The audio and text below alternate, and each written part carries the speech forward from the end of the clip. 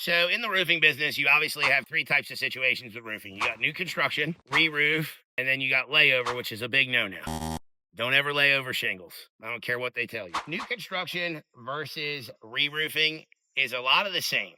As you can see here with a new construction, we start with the process of the plywood. Then we put our under laminate. Then we put our ice and water shield, we put our flashing, and then we go to putting and installing our shingles.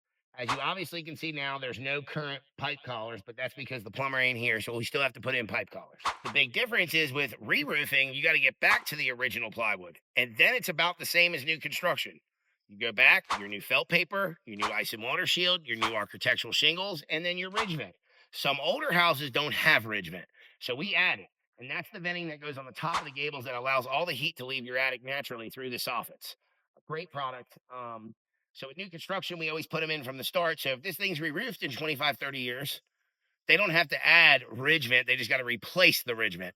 Some of your re-roofs, you actually have to add ridge vent because it was never incorporated. So a lot of the same process, almost identical. The only difference is the boys that have to do the re-roofing have it a lot harder because they got to tear off the original 40 squares before they start. Whereas with new construction, they pull up and it's already there. So beautiful roof, charcoal.